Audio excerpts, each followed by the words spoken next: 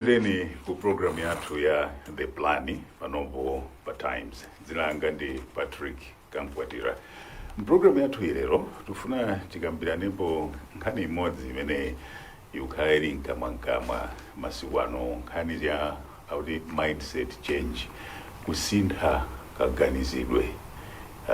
Ni nkhani imene especially ndikubwera kwa boma ilili la tonse yakhala ndithu nkhani imene ikukambidwa pafupi kuti pali kufunikira kuti anthu tisinthe maganizidwe, mindset change mu Chingerezi.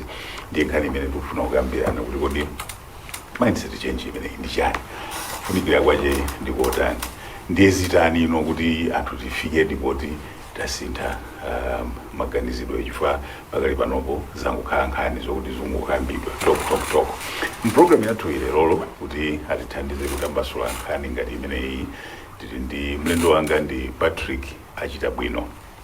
Ameneyu ndi mlembi, amalemba ndithu mabuku, ma newspaper zimene amalemba zilipo zosiyanasiyana. Apa ndili ndi buku, very good book, I Am the Flying Me. Transform your life in 3 months. Welcome, Patrick, to the program. Special thanks thokoza kwambiri kuti munaso tichite komwe ukambira nako nkhani yofunika imeneyi ya kasitidwe kamaganizidwe kapena mindset change. Ndiye noti kati mindset change tikumanena chani because it's very catchy. Phrase imene mindset change ikumakoma ndithu kamayichula even nchichewa mmene ndizimene tunena kuti kusintha kaganizidwe. Koma tikutanthauza chani? Chimene timatanthauza pa nkhani ya mindset change ndisonena kuti tisinthe mmene timapangira zinthu. Chilichonse mmene timachionera tisamachione mmene tinkachionera mbuyomo. Chifukwa moyo ukamasintha zinthu zimakhala zikusinthanso. Ndiye zinthu zikamasintha kachitidwe kathu ka moyo kamene ukhala kusintha.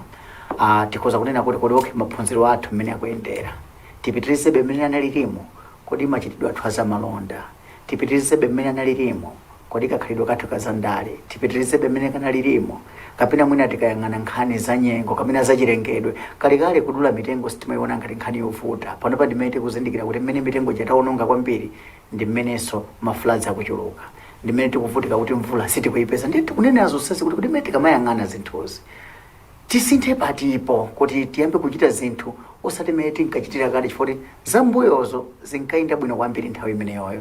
Tafika munyengo ina, environment ndiyosiyana, anthu amene tikugwira nawo ntchito ndiyosiyana, mayiko amene timagwira nawonso ntchito maubale awo kazimene ndiyosiyana. Tichite bwanji kuti tipange moyo watsopano? Kufunikira kwake kwenikweni kosintha because apapa sitingafunsenso kuti chifukwa chani tisinthe. Mukunena kuti panopo zinthu zasintha kale mmene zilili. So in other words tikuyenera kumayenda ndi nthawi. But why is it important to do that? Chimechi kufunika kwake nkonena kuti tikapanda kusintha ndi nthawi tipezeka kuti tasalira mbuyo kwambiri. Mwachidule tingoyang'ana panopa mayiko akamayang'ana kusogoma lingani nkhani za chilengedwe. Mayiko tikuchoka ku fossil fuels. Mayiko ena kuna kuti pafika chaka cha 2030 mayiko akwa usakufunanso magalamu dalonso oyendera mafuta petrol ndizo zimene zikhala zitatha. Panopa anza tuyenda mayiko ena kugenza kuti ngakhale ndege zimene zizangoyenderanso battery lokha zingochaja zikhala zinthu zikusintha. Tipezeka kuti ife tikamakanirirabe zomwezo ansathu ajaga zasintha azapita pasogolo kwambiri sidzathanso kuwayandikira. Ndikuti ife competition yathu kaya sukulu yathu maganizidwe tizakhala kuti zasalira mbuyo zaka zambiri zochuluka. Apa tikufuna kuti tizigwirana nawo anzathu amene akutsogola. Mwachidule kuti tiyang'anepo nkhani ya ulimi chabe. Ndizomvetsa chisono kuti chaka ndi chaka timadandaula nkhani ya mvula. Ikagwa mvula yambiri kumachitikaso mafloods timadandaula tikanikanso kuolola. Chaka chinocho is a very good example. Yes, panopa yavuta tikudandaulabe. Komano ngakhale mayiko amene mukayang'ana kuti ziko ngati Israel kumene mvula imavuta kwambiri ndi anthu amene amapanga produce zokudya mpaka kumapanga export kumagulisanso kumayiko akunja. Zipaso mukapita mmahotelo ambiri ku Malawi mmapeza ngakhale tomato sauce ochokera ku Saudi Arabia, ziko limene lili desert, amagwisa ntchito madzi ovutikira kwambiri kupanga zinthu zambirimbiri. Titangopereka chisanzo, titangowerenga 2 square kilometers mphepete mwa Lake Malawi, mwa nyanja yathu ya Malawi, tikhoza kuzala chimanga chochuluka motani. Kwa mupeza kuti ayi ndithu madzi achabetere nawo, madzi achabe azingoyenda mmene ndila kalekale makolo athu alipo kuti madzi amayenda mu nyanjamo. ife yonse tikuchitabe chimodzimodzi sitingapatuse pang'ono kuti tichite zinazofunika pamene tsogolo lathu ngati panopa amabanki amadandaula mukafuna kupita nawo kuti mukawunikire kuti ine ndikufuna kupanga za ulimi amakufunsani muzilima chani ndizilima chani ndikufuna ngongole amakuza kuti ulimi wake muzitani ayi ndizalapo zatoti ulimi wena ndiosadalirika chimenewa chakufuna akufuna mukhalidi sure kuti mukazala mukolola sosi imodzi imene imatithandiza kwambiri ndi madzi mukapita ku banki ndi project proposal ya za ulimi koma yokhuza ulimi wothirira banki sichedwa kupasana chithandizo chifukwa maziwa kuti sizikuyeneraso mvula it's no longer red fed mukumpa mjigo wano pansi kapena muzichosa madzi mnyanja yayikulu kapena mtsinje waukulu ndikumachitira ulimi ndi kufunikisisa nkonena kuti tikangoti ifeyo tikuchita zinthu mmene zinkachitikira kuchokera nthawi ya Adamu ndi Eva mpakaso kubadwa kwa Yesu Khristu mpaka azungu kubwera ku Malawi mpaka kamuzo kubweretsa ufulu mpaka kubwera democracy mpaka maulamuliro onsewa chitukuko chathu chikhala chofunikira kwambiri. Nkhaniyo imene mwayiyalira pamene popo wina aliyense akuza kundivomereza kuti ndiyomveka and you have proven your case mwayankhula bwino zomveka komano chimene chikumapasa chidwi ndicho kuti ziyenda bwanji chichitike ndi chani zikhala bwanji kuti no anthu asinthe maganizidwe ndi machitidwe a anthu funso limene lumabwera chifukwa chonena kuti muchananenera kuti nkhani iyi kuti tinene zoona yakusintha machitidwe a zinthu mindset change yakokomezedwa kwambiri kubwera kwa boma la tonseri ndiye nkhani imene yakula inalipo ndiyakale yangokwera mawu panopono ndi yakwera mawu a vice president SKC ayinyamula m'manja komano from the time imene VPO chifukwa I think is the highest authority amene akhala aitengadi kuinyamula m'manja ma lectures etc chiyambire kukamba zimene zozo ndikukamba it's talk chichitike ndi chani kuti no ichoke pa kumangoyikambirana ngati mene tukambirana apa to translate now to action and tangible actions. Tifotokoze kunena kuti nthawi zambiri mwina chitukuko chimativuta kwambiri chifuna kuti timatenga nthawi yayitali kukambirana olomene tikukambirana chonje pali mahotelo panopa ndi kuti mahotelo ambiribiri ndiozaza zokambirana zikuchitikabe ena mwina asopona akwera ndege apita maiko akunja ma conference ndi atsiku ndi tsiku exactly funso lathu ndinena kuti timakambirana chani ndipo tikakambirana timapanga chani vuto lathu lalikulu ndilonena kuti ifeyo timangothera pokambirana pokhapo tilembe mapepala abwino zikhale m'manyuzipepala kapena mwina iya itike m'majournal academia anthu azikuwerenga m'mayunivesity akamalemba ma assignment awo azikhoza bwino chofunikisisa ndichonena kuti yafikano nthawi yoti tichoke pongolankhula chabepa tifike pa nkhani yochita chifukwa sikuti sitingapange kupanga kuti tingapange komano nkhani makhaliro tikutaya nthawi yayitali kumangolankhula mwachidule takaperekapo nkhani ya ulimi irrigation right zimakambidwa ma conference utipite agri business conference kuzoti tipangepo nkhani ya ulimi umenewo kwamupeza kuti tonse tili mmene moja tizikambirana za nzeru za ulimi kwa palibe ndi mmodzi yemwe amene akupanga ndi chimene chili chofunika ndichonena kuti anthu amene akutisogolera popanga zimenezi akhalenso practical chifukwa moyo umakhala chonchi anthu ambiri alibe nazo ntchito kwambiri zimene ukulankhula anthu amakhala ndi ntchito kwambiri pa zimene ukuchita right nchifukwa ukachita zosiyana ndi zimene ukulankhula anthu amanena kuti taoneni koma zimene akuchita zicha sizikulumikizana ndi zimene akulankhula ngati tikufuna kuphunzitsa anthu za ulimi woti tisinthe tiyeni tikatenge mulimi amene akuchita ulimi umenewo titenge munthu amene akuweta ng'ombe kaya ndi kumpoto titenge amene akuweta ng'ombe kaya ndi kunsanje kapena kusalima ndipo moyo wake ukusintha ndipo wapanga value addition ng'ombe zija mwina wafika poti akuganiza kuti nyama azipanga export ku United Arab Emirates ku Dubai amene itimtenge atifotokozereze akutipasa practical akatifotokozeranso that practical apange ma incubator programs anthu ena aziaphunzitsa imeneyo ndi mbali imene tikufuna koma ikakhala mbali yoti tizingotengana maprofesa nkalasi ya wa Dr. chakuti awa chakuti yoti kukambirana ayi zimenezo tizingothera pompo zikhala ngati za university zoti anthuwa azakhoze mayeso koma tisapite pasite komano fine ndakondwa kuti mwafikiratu pa point imeneyoyo.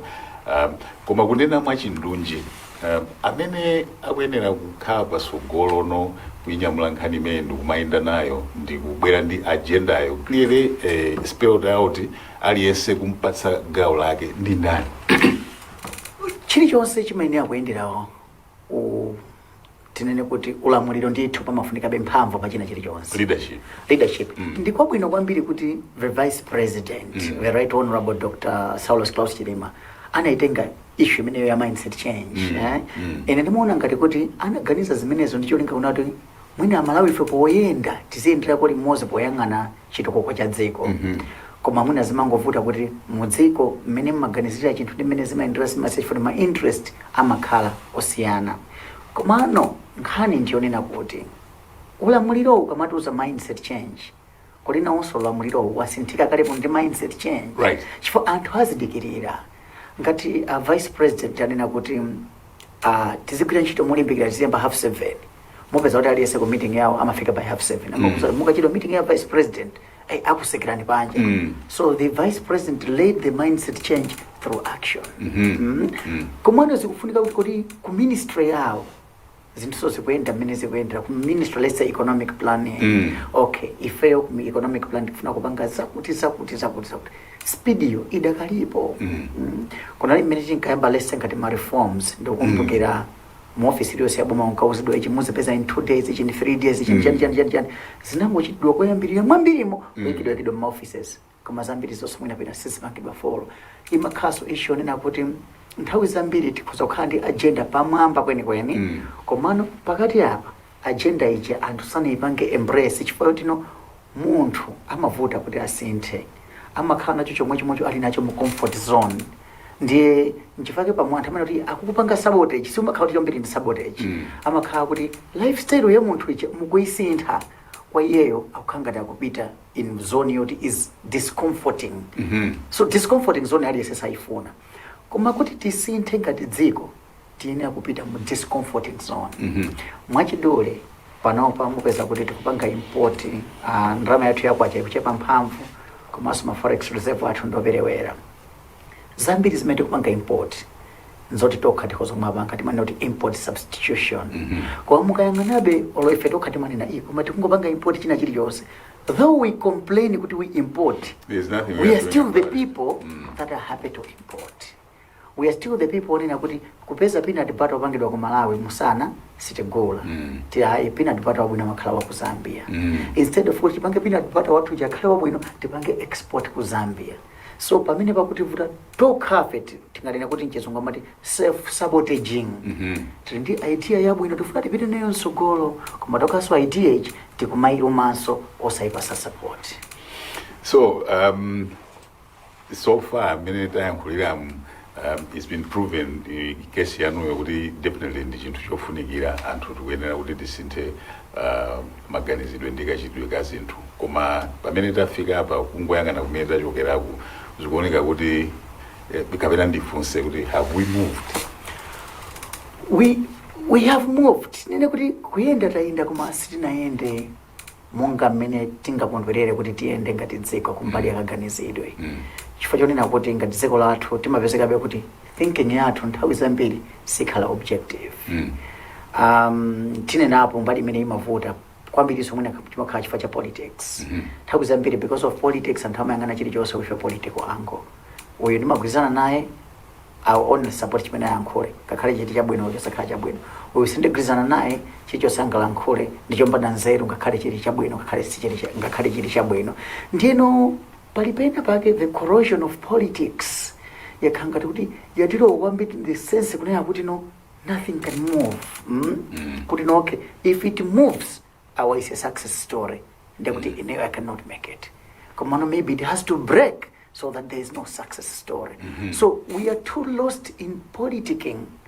Unlike kuti yangana kuti okay kuti tiende bwino holistically ngati dziko ndi chani komanso nanga ine yake opauka language yamapasana ndiyo tani chifukwa voto limene limavuta kuti akhala pamodzi akhozaso kupasana language ya yopereka chiyembekezo. Kungochokanso pamene poso makoka sesene ndi pamene pakuti vuta ife ndi we need a common agenda as a country, common agenda yoti even munthu wakumudzi akali proud to be Malawian. Munthu wina alisa kamapanga zazo kuti ineyo ngati Malawi, these are my rights and these are my obligations. Zinthu zambiri za Malawi sizofunika kuti munthu wina achitepo kuuza kuti pangani ichi. Wa minibus ayima bwanji pakati pa msewu. Iweyo passenger aso ndikukakwera. That's at the risk of your own life. Minibus yayima pakati pa msewu. Minibus kuya pakati pa msewu yawimira wewe ukakwera kumbuyo kubwera truck. When we die, we'll blame the devil. Yaya kufuna magazi ati kuli meeting pasi pa nyanja. No, it's not like that. It's our thinking. Minibus yayima pola kwika as a responsible citizen kwina kukwera. Because I'm courting death. I'm risking the lives of others. So Zambia is just a sense of even if we're part of as a people, without anyone telling us what we have to do, we should start changing. Koma so pano nezo kunenera kuti nkhaniyo ndi yabwino yokoma imamveka bwino makuti koma in terms of practicality ikumaoneka ngati nditukulimba naso ndi zinthu zosatheka. Tikukamba za anthu amene takhala tikuchita zinthuzi munjira imeneyi forever. Yes. Chikhalireni chathu, chikhalidwe chathu, chibadwa chathu ndi chimene chichi. And of course ndi zinthu zoti sizinatithandize chifukwa tikhoza kuona pamene tili sitinapite kutali. Komano ngati tili anthu amene tazolowera ndipo tazikika mu zinthu za mtundu ngati umene zimene tikuzidziwa chibadwa chathu, chikhalidwe chathu, kakulidwe kathu, ndiye panopono pabwera agenda imene kuti mindset change. Ndiye ndi imene ikuchitikira kuti manena zoti avivi anakhangita anainyamula koma from that time talk of the reforms panopo sakuziwika kuti ma reforms adatayika, to be quite honest. So amene akufuna kutsogolera chinthu chimene choti chiyambike chimene chikuyenera kuti chichita involve everybody at every level. Ndi amene wawo akatsogoleredwe kake ndi kamene kaka zimene zitheka. Mwina nkhani tingofotokoza kuti mindset change yathu ikhalepo mwina malevels angapo. Tiyambe firstly level 1 tinakuti mwina grassroots level ikangati pa family level. Kodi kunyumba malanguage yathu ndi family yathu timakhala motani. Nkhani zimene timakambirana ndi zotani. Chifukwa nkhani zimene mmakambirana zimapanga shape what you become. Zimene sitizindikira kwambiri. Ngati nyumba zimene timakukamba ndi bwana na ma neighbors nthawi zonse. Message yokha palibe nthawi ina yokhala pomwe na kumuona kuti school report ya mwana kapena ukamba kuti mwana wako kuti achatu anakhoza kupita ku university, mwana wako kuti achani medical doctor, iwe uzona ukamwana ni mwana wako kuti acha kupita kwakuti ngati machezedwe athu sali on the kapena kukhala ngati family ndi kumakamba kuti kodi size imene tili kuti tichoke pano kuti tifike apa ziyenda bwanji. Ana kumaonesa kuti ine kumene ndinachokera moyo wazaenda chonchi kusafika apa. Inu muli ndi opportunity chifukwa chonena kuti mwapeza bwino kwa zinthu mwabwino zidakali apa simunavale kabula wachigamba mukupita ku school. Ndiye kuti ineyo ndakankha kuchoka step 1 kufika step 2. It's easy to move from step 2 to step 4 up to step 5. Ngati conversation yathu ili imene icha. Ngati tikupanga business, mwana wathu ndi kumazuwa kuna kuti drama za business city mangoja. We are creating a greater business entrepreneur for the future. Koma ngati tikupanga business, mwana uja tikumuonesa ngati magayi mutu timangosintha. We are creating the next poverty generation in the years to come. Ndi pa family level tiyambe kumayang'ana kuti kodi moyo wathu kukhala bwanji. Step 1. Ana wathu kukhala bwanji kuti what are our conversations timakambirana chani. Tikachoka at that level tifike nomwina at level 2. Level 2 is now at the community level. Kodi ifeyo timakhala bwanji ndi azinzathu amene tayandikana nawo. Mupeza kuti kodi kukachitika chinthu, do we take part wina akagwa mavuto mmuzi momwemo kapena mwina wakukeredwa matenda ndife anthu choti timathamanga kuti uyuyu wadwala mwina atimpese kuchipatala kapena mwina mwana wina wako wakanika school fees mu community mwathu. Are we people that feel the pity? Tikayambanso chonchi cha pang'ono kuyamba ukayambisa zimaoneka za chilendo. Anthu aziya mwina kufuna ya anthu atame ya kufuna oneka ndrama zambiri kompeza to by and large you create a culture where but not kwakuli kujaso to mwina abambo akumene kujasa kupeza mwina mwana wadwala ajana isesa TNS owiti tumizeko ku school tikapita at that level tifika no eventually at the national level aliyense would have the pride.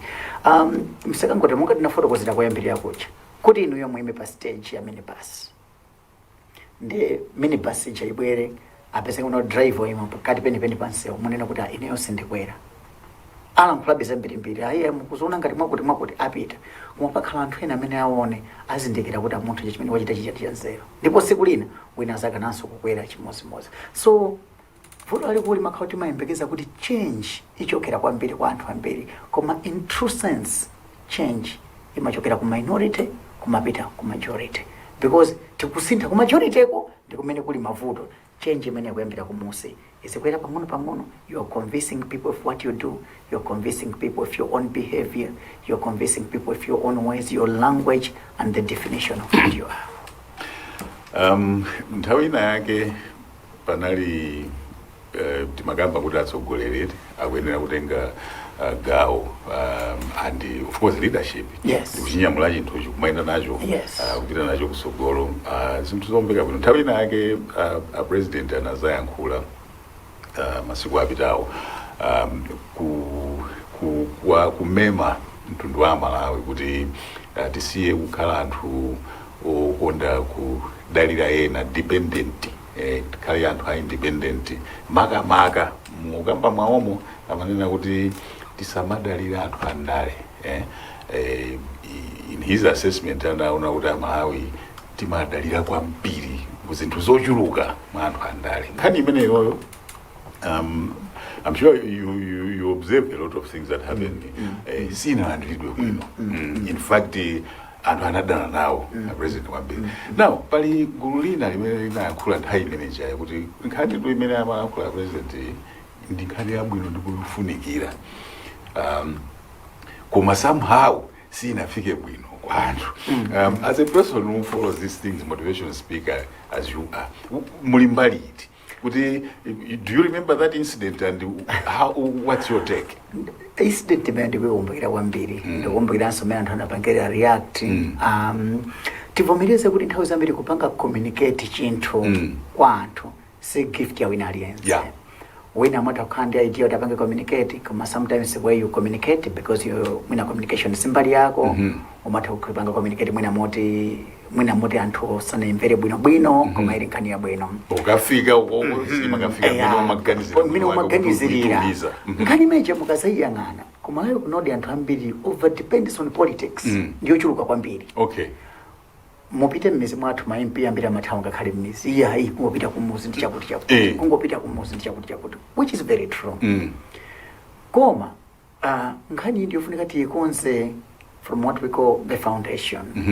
Problem imene imativuta especially on politics ndionena kuti when people are going into politics they promise the moon. Vuto limayambira mwina pa nthawi ya kampeni. Nthawi ya kampeni MP kapena aliyense opanga contest amakhala ngati kuti akuza kupanga chilichonse chimene munthu angafune. Mupeza kuti maliro asachitike, mabokosi kumachita kuthamanga nawo pena sona kumakangalirana mabokosi kuti mabokosi anthu atatu kubweresa mabokosi maliro amozi pasachitike kavuto kina kalikonse ndrama aponya. Basi ndino eventually anthu aja tachosana ku life ya self dependence taikano ku dependence. Ndi munthu mkanchosa uku ndikumweka kumbali nako futi munamuonesa kuti inuyo you are responsible for moyo wake wonse ndikovuta kuti munthu chamunsintheso kupita mbali yauko.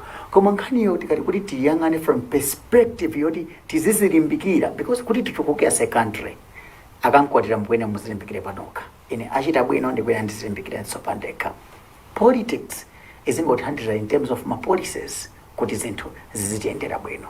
Mukupanga business yanu kuti business ma policies yake akuyenda bwanji nkhani za export atithandizeko kumbali kumeneko kuti okay okuyang'ana misika kunja akutipezera misika yotani nanga zimene kufunika. So politics izipanga play role yaikulu ngati imeneyoyo.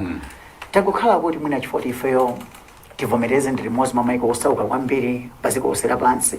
President athu Swakiwale ndi chairperson wa maiko osaukisisa paziko osera pansi. So mukakhala ziko losaukisisa kwambiri politics yanu imakhala politics of the mouth, the politics of food. Sitinapange transform kupita kwambiri pamwamba ndino tindika moyo kopempha kwambiri chifuna kuti sitinapange germinate up to tikafika ku middle class. Koma tsopano vuto limene lili tikamaliyang'ana critically and objectively likuchokera pati chifukwa anthu ake omwewa amene tikuwanena kuti they are dependent and dalira ndale kwambiri ndi anthu omwewa amene amatchedwa kuti they were very very hard working. Amalawi amaziwika ngati anthu ozidalira olimbikira nthawi ya chipani chimodzi. Yes. And ndithu aliyense amadya dzake. Yes. Timakolola anthu anali ndi nkhokwe etc. Kubwera kwa democracy ndi kumene makampeni mukunenawa machita mapereka example ndi a democracy. To the extent kuti pakali pano tunena pano boma ilili la tonse likuvutika chifukwa cha kampeni imene malonjezo amene amapereka. Tinene kuti democracy ili ndi gawo lina lake imene tikuyenera kuvomera kuti sinalowe bwino. It has been misunderstood. I think if our importation of democracy tinaika Mozambique zimene mwina chifukwa timafuna kwambiri change. Mafuna change pena zina ndi zina soziyang'ana moyenerera. Nthawi yakalekale ngakhale school anthu ankalipira primary school. Yeah.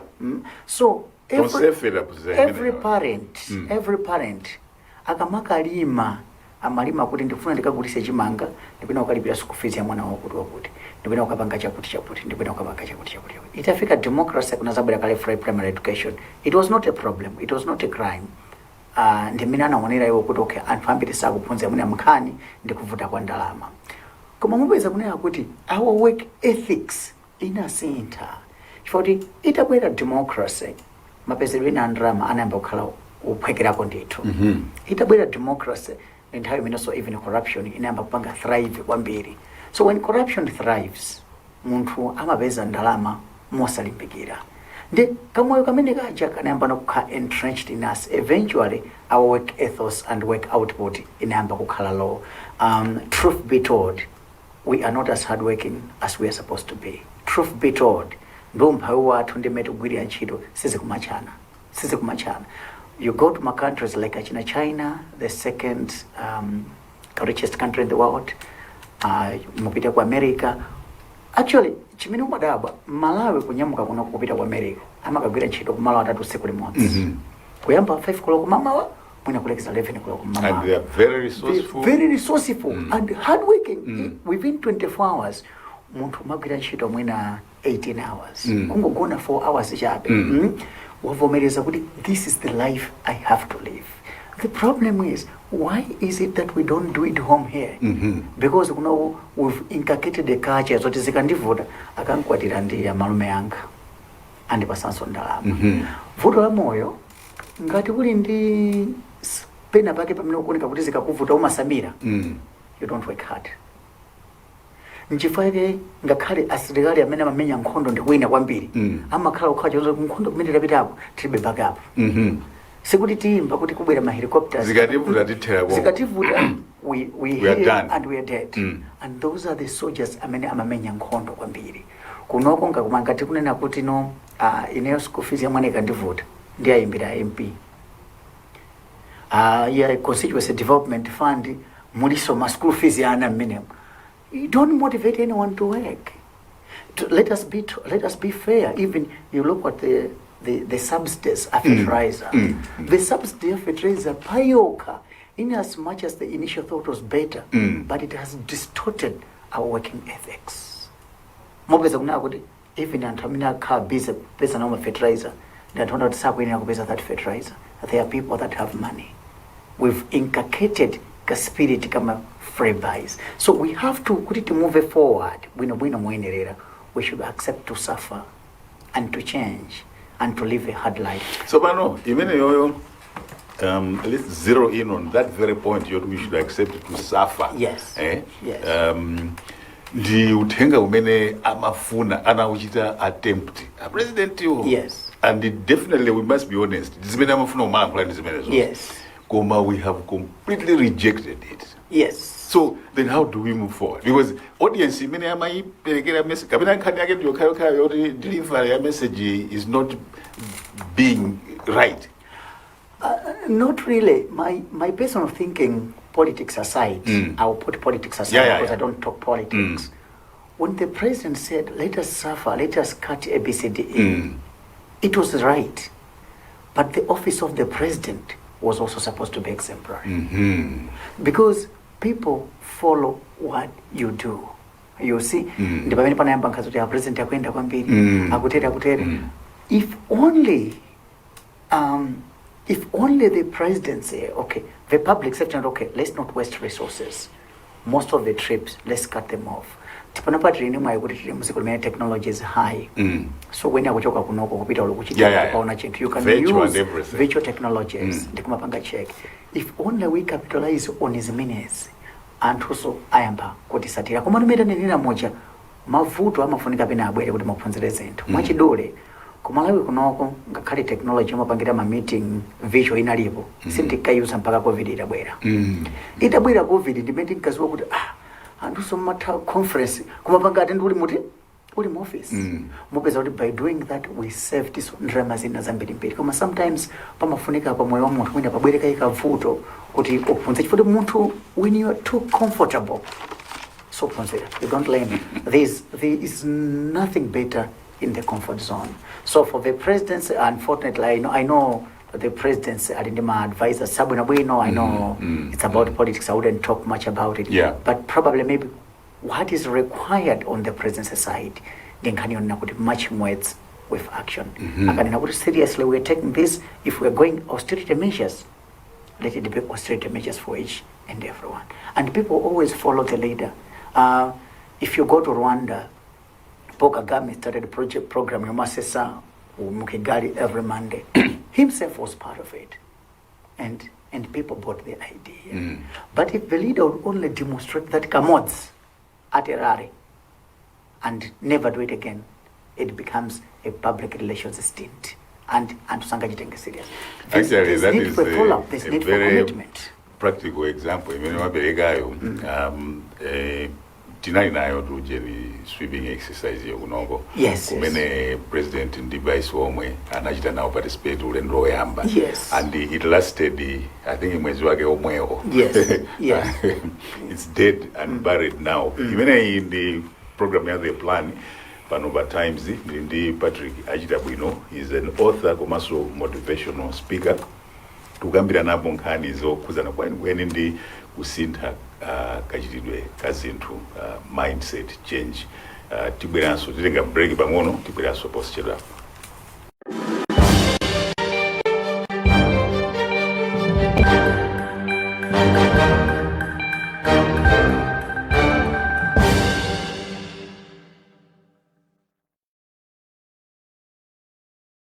Changu Promotion yabwera ni nkokomo komanso mpoto mbwe songo mwaza khalani nawo mmodzi mwa anthu opatsa zipewa mafoni madikoda ndi zina zambiri masabata awiri aliwonse mu mpikisano wa 1895 Changu Promotion potumiza uthenga wa palamya oti changu ku 1895. Inde mpoto zazikulu mu mpikisanowu ndi njinga ziwiri za moto. Musachedwe, mpikisano wa 1895 Changu Promotion ukuyamba mwezi wa January mchaka cha 2022 mpaka pa 31 March 2022.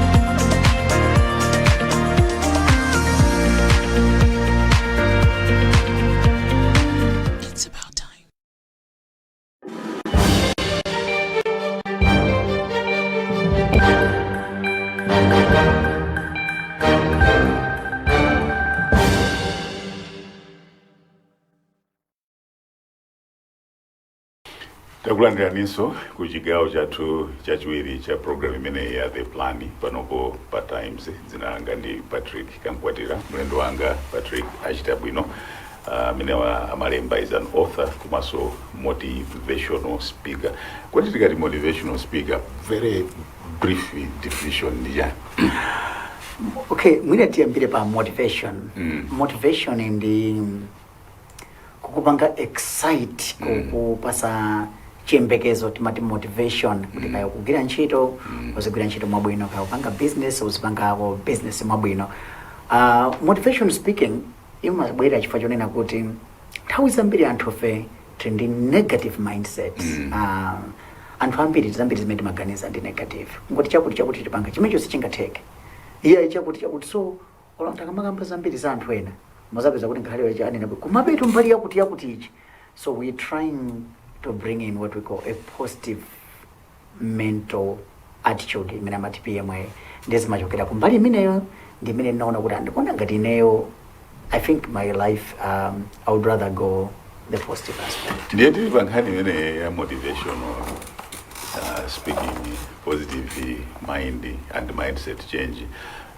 Mpanga muzolemba zanu nthawi zambiri like the very last one imene munalemba I think wiki yapitayo mpanga encourage anthu kuti azikhala ndi chidwi kwenikweni ndi zinthu zimene angakwanise kuzisintha other than kumalimbana ndi zinthu zimene sungathe kuikapo impact inayeke sungazisinthe. Mukutanthauza chani and why is that important? That is very true. Pamoyo wa munthu pamakhala zinthu ziwiri. Pali zinthu zimene you have control over, pali zimene ulibe control over. Right. It is absolutely useless to concentrate pa chinthu chimene ulibe control. Ndingopereka mwachisanzo. Mwachita ngozi pa nsewu munthu akudula mwendo, accept andidula mwendo. You don't have control over kudulidwa kwa mwendo. What you have control over is ukhala bwanji mmoyo wako kusogoloko opanda mwendo umodzi ndipo uzipanga chani kuti ukhale productive. That is the real main message. Anthu ambiri timapezeka kuti munthu amakhala busy kumadandaula ine ndilibe degree ya ine koma ndikanapita ku university kana ndiyendera minezi ukhaya masiku ano chakuti accept degree ulibe koma it doesn't mean sugakhale successful because pali anthu ambiri mbiri otakhala successful without a degree. Ukayang'ana mbali imene uli very very competent, ukayang'ana mbali imene uli very very competent uzakhala successful kwambiri mwina kumane mpaso anthu ambiri oti ali ndi madegree. Mbali imene timayang'ana ndi imeneyo. Panopa of course ndikulemba buku lina la what we call trendset entrepreneurs. Ndimene ndifuna kupanga future anthu ama business akulu Malawi. Mukayang'ana ambiri yayo ndoti ma background yawo akanakhala kuti amalimbana kwambiri ndi zimene alibe sakanafika pamene ali. Muyang'ana achine Jimmy Korea mpatsa ndi anthu oti sikuti so degree ali nayo ayi koma ndi anthu oti akhoza kulemba anthu ama degree ngakhale 100 at one go. Muyang'ana achine Mike Mlombo munthu oti anayenda wapansi kuchokera kumwanza nthawi imeneyo iye anaziwa kuti mene ndili kuno ndi kumuzi ndipo ndi kwa umphawi chimene ndingapanga ndi chani koma miyendo yokhandire nayo sanayang'ane kuti transport ndilibe kuchokera tu kumwanza kufika ku Blantyre ndule kwa utali koma anapanga transform panopa ndi munthu mmodzi wa anthu olemera kwambiri. So mukayang'ana china Napoleon Zombe sikuti anapita kuti kapena kuti agriculture yakupanga Napoleon Zombe kapena mahotelo amene akumanga ali ndi degree iliyonse kapena masters kapena PhD ya tourism. No, sanapange concentrate pa chimeneyo alibe pa chimene sangasinthe apanga concentrate pa chimeneyo angakwanise. So nthawi zambiri anthu fenya even my arguments apa WhatsApp ma social forum timone bwana ndikufotokoza zona kuti you don't even have power over. Accept them. Those things will always be. Concentrate on them. Nkhani yopasa chidwi nthawi imene ndinaona zimene zozo ganizo limene linabwera I don't know whether it was rightly or wrongly ndionena kuti pakali panopo pamene tili pa dziko muno actually worldwide koma tikukambaza pa dziko pathu pano ndiza kuti economy si kwenda bwino. Very true. And imene ndaneneramo kuti vutolo it's not necessarily a local problem, it's an international problem, but we have a local perspective. So chimene chikuchitika ndichoti no anthu ali busy kuchita worry about the non-performing economy imene ili ndi direct impact pa moyo wawo chifukwa cost of living has gone so high to the extent that basi izafika poti akuchita no participate mademo. Yes. Is that wrong? There is nothing wrong. There are two things to that.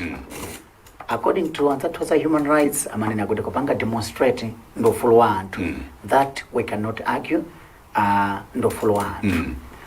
Koma, my point on the economy ndionena kuti the economy is bad. Let us not lie about it. Economy yathu siri bwino.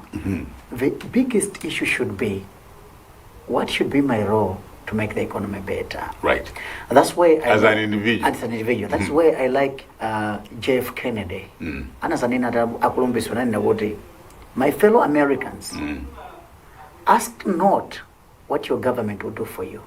Ask what you will do for your government. Ndino kuti tipange tu hero economy. Sikuti zifunika zina zonse kai boma lokaloka. Tati ngono tikwenia kuyambira ifeyo. Kuti katundu tikapanga import. I will be so honest with you. Chimene chokuti ipha kwambiri is corruption. Corruption is killing Malawi. Osati simama sewera. Because katundu mukamamva nkhani za milandu zomwe kuti ayi katundu amabwera mwina mwachinyengo. Katundu amene sakulipidwa ngakhale misonkho m'mabode mwathu. Anthu akamaza fufuza ndi ndalama zambirimbiri. Procurement fraud kuba ukuko kumene kumachitika kuti anthu akupanga bidi ntchito indiya bwanji 100 million, 100 million mweke pakati 10 million kenaka pamwe kamene kokomoza ndipase. Ndiye kuti tikukweza ndalama zimene tikanena kugwisa ntchito mopitiriza muyezo. Mamuli ndalama zikanapita koyenera zikupita kale ntimo. So titapanga tachosamu zimene zinazi zimene zikukhanga zikusokonezera mbali nayi. Kena kono ifeso responsible kodi tikufunika adi niyo ngati akankwatira. Ndikufunika adi kuti leroli ndithu mupite mu Shoprite musikagula masamba from South Africa. Is that thinking? So as an individual, the question should be, in as Patrick Kankwatira ndaona kuti ndikalowa mu Shoprite ngakhale mabiringano akuchokera ku South Africa, Johannesburg.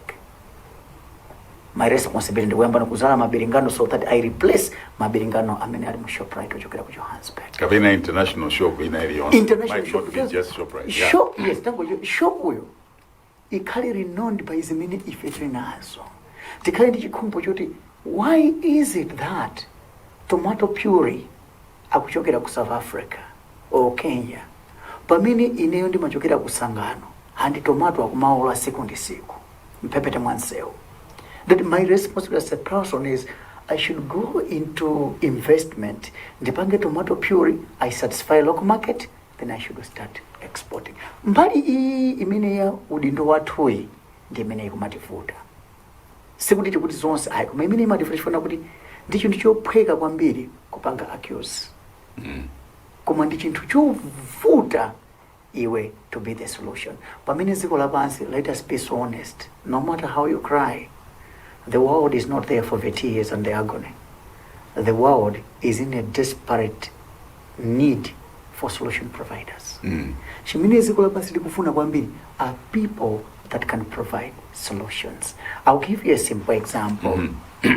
Rwanda padakali panapa njinga zawo za moto zambiri zongoyendera battery chabe. Anapanga notice kuti mafuta akutulirapo. Anyamata wakabanzawo kuti apeze mafuta zikukwera. Ena anakhala pansi anyamata kuti tipange bwanji kuti njinga ya moto iyi singatheke ngoyika battery zingoyichaja.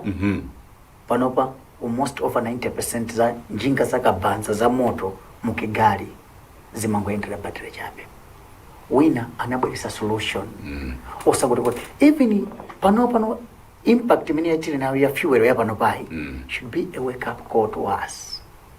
Kuti ma policy framers athu ayangane kuti okay, mafuta akutivuta padakali panopa koma nkhani ya ma electric cars kubwera, let them negotiate with Ford kwina ako kayo ma companies ena amene afuna kupanga ma electric cars kuti okay, you people come to Malawi to provide what you need. We will agree on the taxes and everything for duration but we want to be the assembling point of electric vehicles or electric motorcycles in Malawi. That's the first forward thinking that we need. Tiziyangana ziko 50 years from now. Koma ngati tungoyangana ziko on just a bag of maize only for tonight, we are dead and married. Now, nkhani ya corruption ndi nkhani ya ikulu. All over the world, in Africa, koma kumalawi kunoko tinene muona ntima ikutivuta. Andi ndi yaikulu kwambiri.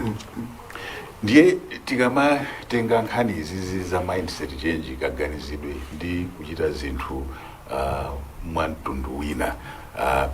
Kukulumikizana bwanji ndi kukula kumene the rising levels of corruption versus mindset change, because it looks like the way I'm understanding this mindset change,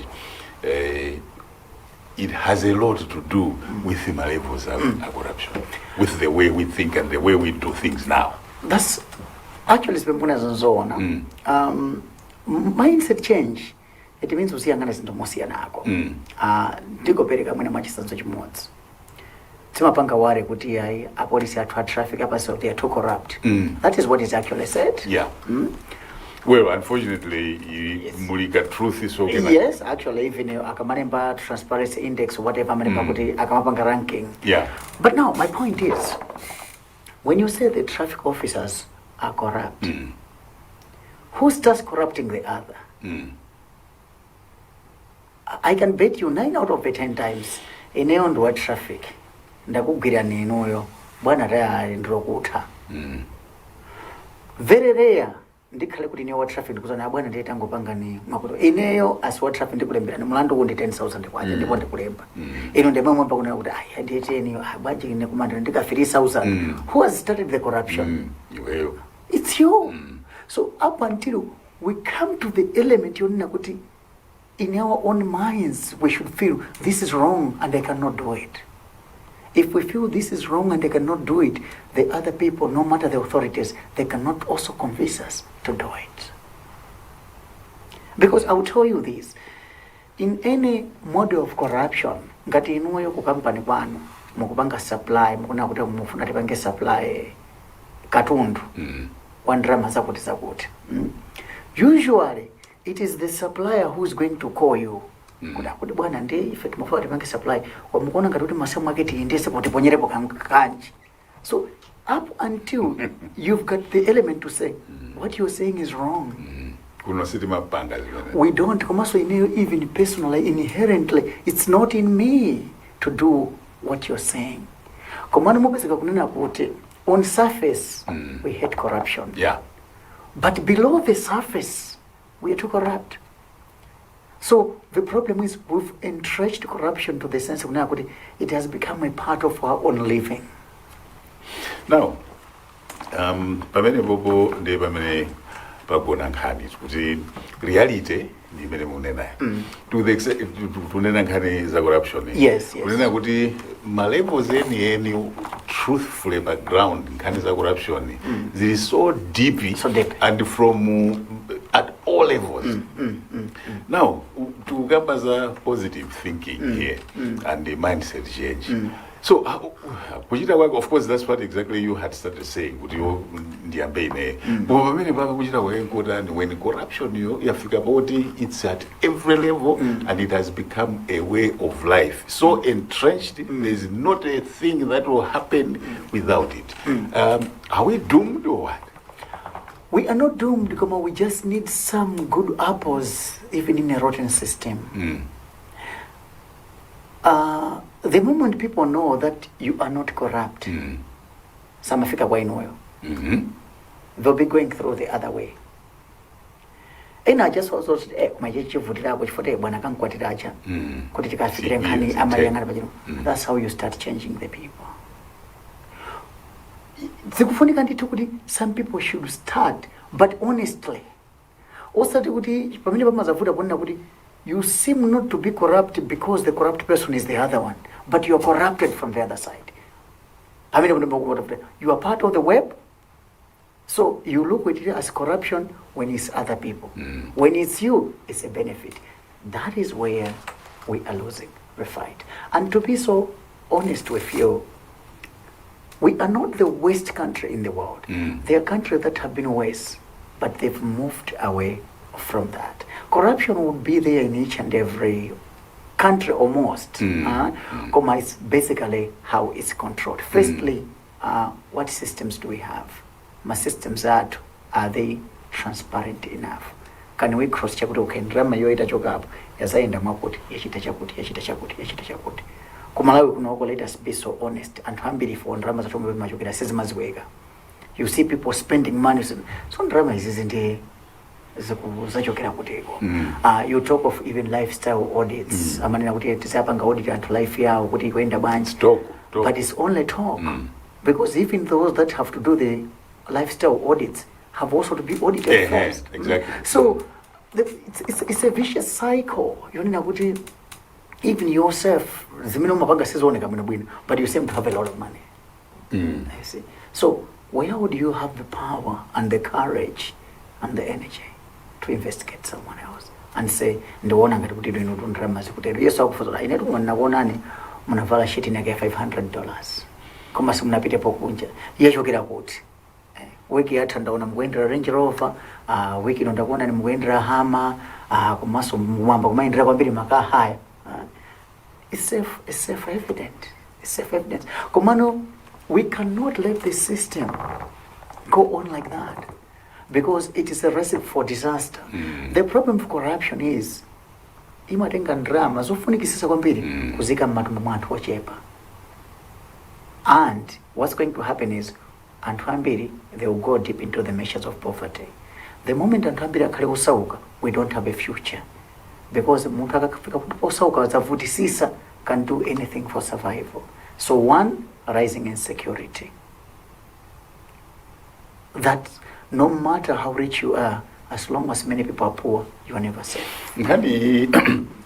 Yeah, these are deep issues now, and in the Kansas Dali, we can't exhaust them in one program.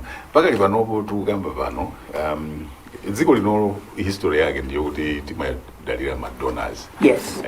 Evi. Imene imakhala ndrama zochithandizo chonse chimene chimachitika kuno mumvere uthenga wina wonse ukuluka pa wireless, uthenga okhuza zinthu zoti ndizokhuza za ifeyo kumapeto kwake timayikapo ndithu ndrama atithandiza uthengawo wachokera kuti ndrama zachokera kwa everywhere panopo ngakhale summisewu mwathu mukamupita kumango chikampita amaneka kuti panopo tasiya kuzithandizira muchire atithandiza kuchita kuyika chikwangwani ziko ndithu pali NGO imene yakunja kubwera kuno kuzithandize muchire. I think things are really upside down. So panopo AD, it's drying up. Yes. And is kufika po ndithu, like it or not, it's drying up. Yes. What hope is there for Kapena drying up your AD should, in terms of being positive? Yes. Tinganene kuti Kapena ndi chinthu chimene chikhoza kutithandiza in the long run kuti to win us out of this dependency syndrome. My personal thinking, it might be wrong, Kumano, many maganzira ineyo. The drying of the Tapster Eddy is a blessing in disguise. I think it is time we start working on our sovereignty. Simungazine kuti if a sovereign state when you can't feed your own people. Simungazine we are a sovereign state when you can't do things on your own. The problem with aid, imabwera nima conditions. You might have a specific dire need mudziko lanu which needs aid. Kama ngati ineka ndrama akuzana kuti ndrama izisipite kuko, zimapita kumeneko. So mwina no panopa tisi kuyangana kuti tikhale ndikamwa panali nthawi ina ndimakumbukira kunachitikapo zero based budget. Yeah. Kuti TNTSS tikhale moyo malinga ndi zimene tili nazo. We suffer, koma tende ndrama is.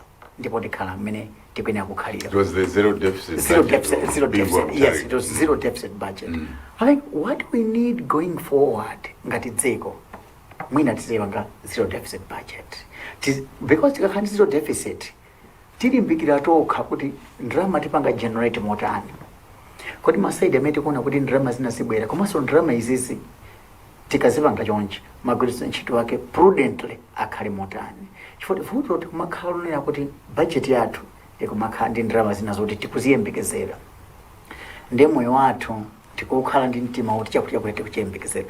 Chilichonse chimene timachichita mothandizidwa sitikwena kuchinyadira chifukwa si chathu. So effectively, as a country, to cosmetic life. Moyo umene tikukhala si wathu. Moyo umene tikukhala si wathu. Tivomereze tikhalika moyo wathu wenimweni. Ndiye tipange build moyo umene tikufuna. Amene ndi malawi amene tingakwanisa. Finally, nthawi yathu yatithera. Mawu awawa amene amanenedwa, you said it already, kuti President Chakwera ndi mtsogoleri wa maiko osaukisisa. Yes. Kusauka kumene kumanenedwa in terms of mindset change and positive thinking, are we really that poor? Ngati dziko, should we be so proud about being poor to the extent of course panopo tikuombera manja kuti president watu ndi president wamaiko osaukitsitsa. How do we navigate this? Because ndikuona ngati kuti mbali ina yake pamene payambira kuti watu ndi pamene kuti tikuvomera kuti ndife osaukitsitsa. Are we really that kuti dziko losaukitsitsa? Can't we get out of that mindset? Zoti ndife osaukitsitsa sitingakane tivomereze. Right. Koma chimene tingakane ndikukhalabe mukusaukitsitsamo. Chabwino. Ndipo kumafika poti mpaka palistipo tisamachokepo. Ayi. Pali maiko ngati Botswana anakhalapo osaukitsitsa kwambiri. Anachokamo njira imeneyi. History imatiuza kuti 50 years ago GDP or mwina alili maiko ngati China, Singapore and Malawi anali ofanana. Kumphawi kuti adzathuaja anachokamo ana atafuna. Pano China is the second biggest economy in the world. So palibe chimene chingatipangitse kuti ifeyo tisachokemo. Ayi. And if anything, to be so honest, chizikhala chinthu chamanyazi kwambiri kwa ife kuti anthu azina kuti ochokera ku dziko losaukitsitsa kwambiri. And tikakhala choncho kuvala sheti choncho kuti ngakhale sheti ndavalayi ndine mmodzi wa anthu osaukitsitsa pa dziko lapansi. Ngakhale galimoto imene ndikuyenderayi ndine munthu mmodzi wa dziko losaukitsitsa pa dziko lapansi. Zimenezo zikuyenera zitipyesa mtima, koma zitipyesa mtima monena kuti zitipange inspire kuti tione kuti kodi tipange chani tichoke m'mavuto amene. Chifukwa umphawi wathu wa ku Malawi sikuti ndife anthu otembereredwa, koma sitikutha kugwiritsa bwino ntchito zimene tili nazo. Malawi kuzokhala dziko lopanga export zinthu zambiri kumaiko akunja zambirimbiri. Tinamvapo pakati apo kuti tinalephera contract yopanga supply nandolo ku India. Takhalanso tikulephera kumapanga export mbuzi zokwanira bwino ku Dubai. Chifukwa ikabwera Fly Emirates ndege yawo ndi katundu kusasiya ku Malawi amafuna zozazinya nawo zakuti okay kunoko muzitibwesera mbuzi nyama yochuluka mwakuti ku Malawi timakanika. Nthawi ya Peter Kale is so where is the problem in one way? Is it a failure of leadership? It is a combined failure. Leadership and the people, we all have failed over. Mawano omaliza.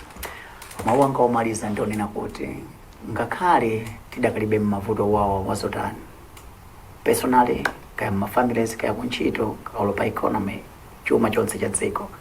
Koma ndikotheka kuti tichokebe mavuto amene tili nawo za chuma ndikukonza somoyo wina wapamwamba. Koma chimene tingazoenchera tikuyenabe kuvutikabe pang'ono, tikuyenabe kusintha mene timaganizira, ndipo tiyambe kuziyang'ana zinthu mu different angle. Chifukwa amanena kuti zinthu sizimakhala mmene zilili kwa malinga amene mukuganizira kuti ndi mmene zilili zikoma. In 3 words, I mean in 1 minute, mukuti chanu. I am the flying me ndi buku limene lingokamba lindimati koze ambirimbiri opanga motivative. Transform your life in 3 months. Is that possible? 3 months? Very possible. Okay. Mati koze amene ali mmene momo ndona tumuzowerenga article imodzi pa tsiku for 3 months. Expectation not within 3 months you've gone through good lectures that can change you. If you don't change, it's your problem. Thank you so much.